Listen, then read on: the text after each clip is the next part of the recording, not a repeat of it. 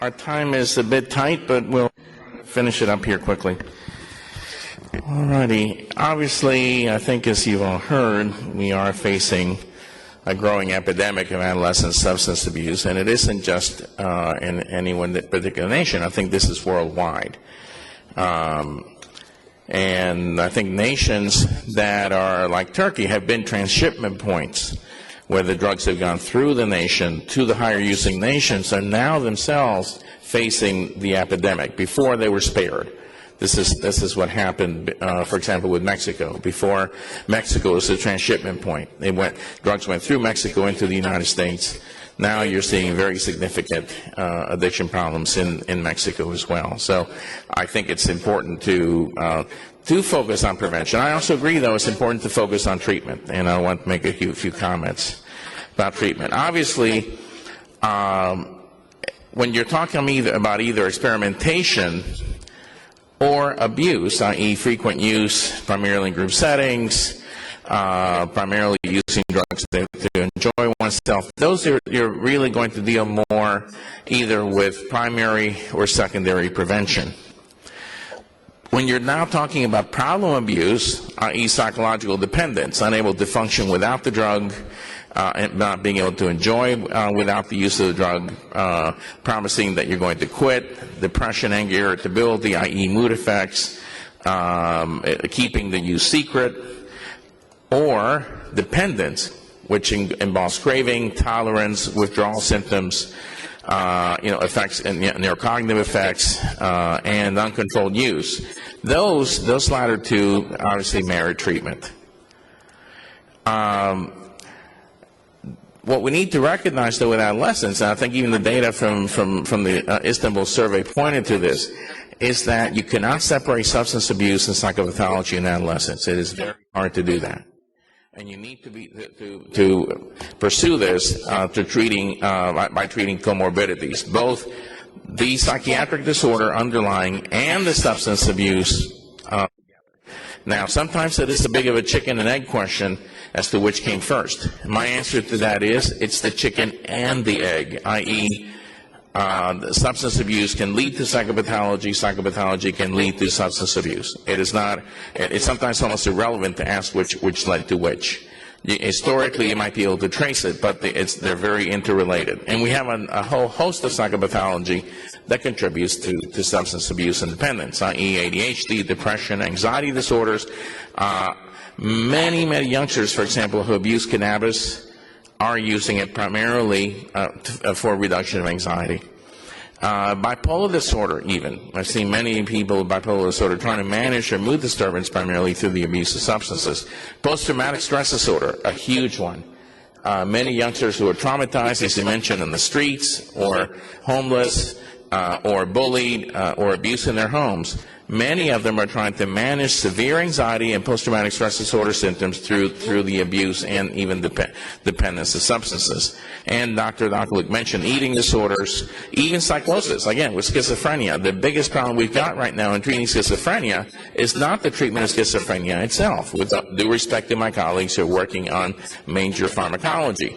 The biggest challenge is how do you deal with the comorbid substance abuse. That is what's horribly complicating the treatment of schizophrenia worldwide. We certainly know that genetics play a role, parental use, as we mentioned, history or trauma of abuse, especially sexual abuse in young women, and sometimes in young men who are not able to acknowledge it, are major factors. I would also add, besides obviously peer use and comorbid psychopathology, spiritual or existential crises. For many of these young people, they actually are in crisis and don't know what to do with their lives. They are rudderless, directionless, and with very little support or mentorship on how to move forward. I'm going to skip all my comments about primary and secondary prevention. Dr. has done a nice job. There are a number of tertiary level interventions targeted at adolescent risky behaviors, and particularly substance abuse, which are quite effective. One of them that has been used in the United States in the last 15, 20 years is called multi-systemic therapy. It is in-home therapy where you work with both the youngster and the parent and you work both not only at harm reduction and mitigating drug use, but also work with the parent on behavioral management of the youngster and also connecting them with community resources. Intensive case management, where you have somebody coordinating care for that youngster and that family, is also very important. Day treatment programs, and particularly these days in the United States, we're moving more to dual disorder treatment programs, where you treat both the psychiatric and substance disorder. School-based programs, a number of cognitive and behavioral and interpersonal psychotherapies. I'll mention one in particular in a minute. And pharmacotherapy, obviously, for the associated psychopathology. I won't go into the various types here. And then you have the various recovery models. I don't know how much this is being looked at in Turkey in terms of promoting abstinence as a lifestyle. Or promoting relapse prevention. In the United States, 12-step approaches are very, very popular and very strongly adhered to, although primarily by adults. And it is adults who tend to use the abstinence approach, i.e. with mutual group support, taking a day at a time to prevent falling back into use. It needs, though, a lot of modification because adolescents have a hard time with that model of an abstinence model. Sometimes you have to modify that to a harm reduction model, i.e. to set goals for them to reduce their use to a manageable level, and many times that can eventually get them to the point that they eventually terminate their use. Also, relapse prevention models where you have support for avoidance of trigger and for relapse. And there actually is a phrase that's used in the addiction community in the United States, which is very interesting. People, places, and things. If you believe in craving essentially as a learned behavioral response, i.e., when you see the place you used, the people you used with, the things you used with, triggering uncontrolled craving, i.e. in a neurophysiological manner. Sometimes avoiding those triggers is a very part of recovery, and you have to use that as part of treatment. Now, I would say that in the future, approaches to reduce craving pharmacologically are extremely important, and I'll get to that in a minute. Behavioral therapies such as contingency management, response prevention, with acute craving exposure. Sometimes some folks have used actually gradual acute craving exposure as a way of extinguishing the response to craving. There are also a number of family-based therapies besides multi-systemic family therapy. There's multidimensional family therapy, multi-family groups, and a particular model of family therapy called brief strategic family therapy. It's actually recommended by the National Institute of Drug Abuse in the United States. And that model is actually based on bridging the generational gap and sometimes the cultural gap between adolescents and their families. Adolescents may over-acculturate to the youth culture, immigrant youngsters may over-acculturate to the host culture, and parents may remain more traditional. And this is a therapy that helps to bridge that divide and addresses that divide by developing mutual empathy, both for the adolescent and for the family with each other, and mutual problem solving. Also, various types of behavioral approaches such as relaxation techniques, social skills, relational enhancement are also utilized. One very promising approach, it's very intensive, it can be costly, but it's also quite effective, is dialectic behavioral therapy. This is a type of therapy that combines cognitive behavioral therapy and mindfulness-based therapy based on yoga meditation.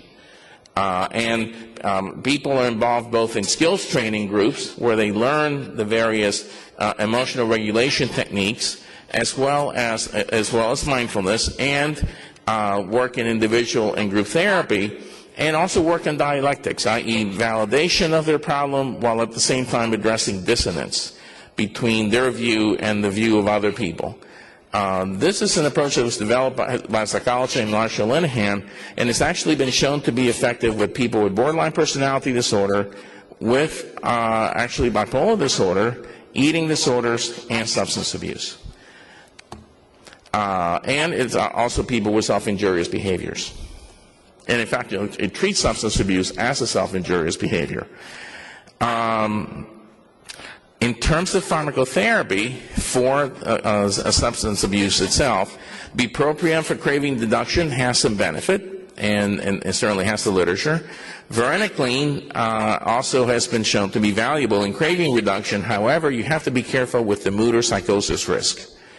I wrote one of the early reports that identified either people with a history of depression or a history of psychosis being rekindled into either a psychotic episode or a manic episode with varenicline. So you really have to be very careful with any background history of a mood disorder or of psychosis. Disulfiram attributes has been helpful as well, obviously with alcohol relapse, although the patient has to be very motivated to want to take it and be exposed to the malaise effects of the medication when you drink on it. Camprosate is promising with adults, however, no evidence with adolescents. That deserves some good randomized trials with adolescents. And gabapentin for withdrawal and anxiety reduction has been shown actually to reduce relapse back in alcohol and benzodiazepine abuse, and is actually a good agent that should be considered as well with adolescents. You need a full range of levels of care, and you also have to have effective ways of assigning level of care in terms of the youngster's need. Some youngsters do well just with outpatient or intensive outpatient. Some need the protection or the support offered by an intensive program like a day treatment program, and some may even need residential because they just cannot be around the cues and in the environment. So approaches such as best here, okay. Residential programs and such programs. But again, integrated dual disorder and dual treatment model. We still in the United States, we have too many addiction recovery programs that are purely addiction and don't even allow the use of psychiatric medications. That is very outdated. We need to get away from that dualistic approach, especially when it comes to adolescents. And I also believe in cultural adaptation of interventions. American Indians have actually shown the way with tribal healing rituals in the United States, and some of them have effectiveness with their populations. And I think some cultural beliefs can be protective. And in fact, there are many culturally adaptive therapies that have been developed in the United States for Hispanics. So I would recommend that is something that perhaps can be considered in Turkey, or culturally adaptive therapies that use some of the strengths of the culture in helping youngsters to recover and to lead drug-free lives. And also here are some other websites as well. The Partnership for Drug-Free America has been around for many years. It's been a very effective program. SAMHSA, Substance Abuse Mental Health Administration, actually has a number of these evidence-based programs online that can be downloaded from the web. But again, they need to be validated in the environment here in Turkey. Okay? So, thank you very much. Sorularınızı ve katkılarınızı